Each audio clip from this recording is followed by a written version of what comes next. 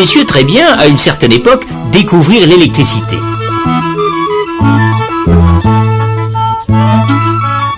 Ils avaient des rondelles de métal et d'étoffe trempées dans un acide qu'ils empilaient les unes sur les autres.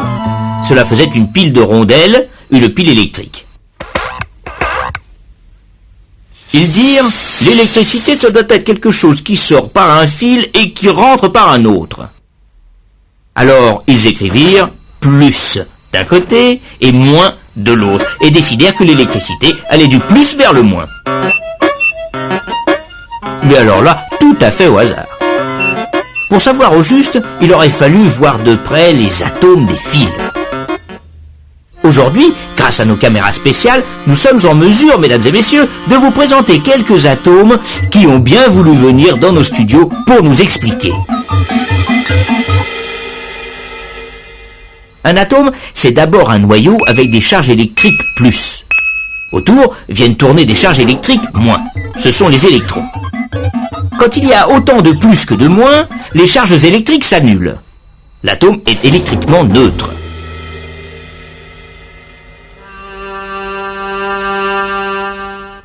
Mais les électrons sont de nature assez baladeuse. Alors dès qu'il manque un électron, il y a une charge plus qui n'est plus annulée. L'atome n'est plus neutre. Il devient positif. Et plus il lui manque d'électrons, plus l'atome est positif. Il n'aura qu'une envie, l'atome, bien sûr, c'est de récupérer des électrons.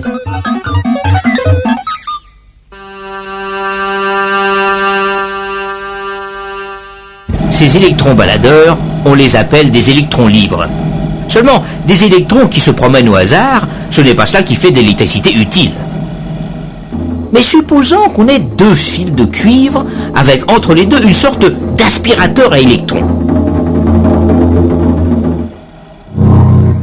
D'un côté, on aura beaucoup d'électrons libres, c'est le côté moins.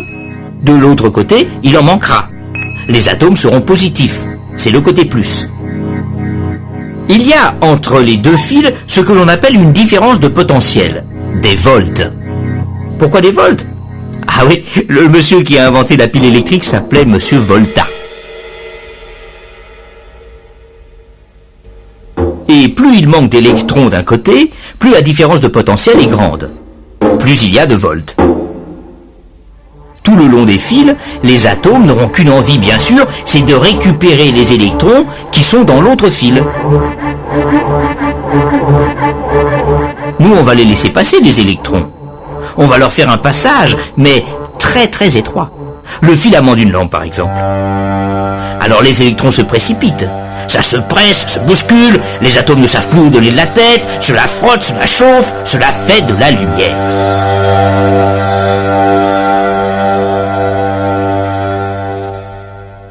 On a un courant d'électrons qui va du moins vers le plus. Eh oui, nos messieurs s'étaient un peu trompés de sens. Il faut dire qu'ils ne savaient pas encore ce que c'était que les électrons. D'un côté donc une pompe à électrons, un générateur, de l'autre un récepteur, c'est-à-dire un appareil où les électrons passent en faisant de l'énergie.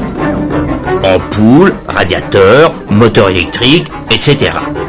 Et si on récupère de l'énergie d'un côté, il faut bien en fournir de l'autre côté, au générateur. Dans les piles, c'est de l'énergie chimique. Un acide attaque un métal. Quand l'acide est usé, il n'y a plus de volts. On peut aussi utiliser l'énergie solaire. On peut aussi faire tourner un aimant devant une bobine. Là, il faut de l'énergie mécanique. C'est un peu comme cela, mais alors en plus compliqué, qui est fabriquer l'électricité qui arrive chez vous. Mais n'essayez pas de savoir où est le plus et où est le moins. C'est un courant qui change de sens tout le temps. Un courant alternatif. Mais ça, on en reparlera.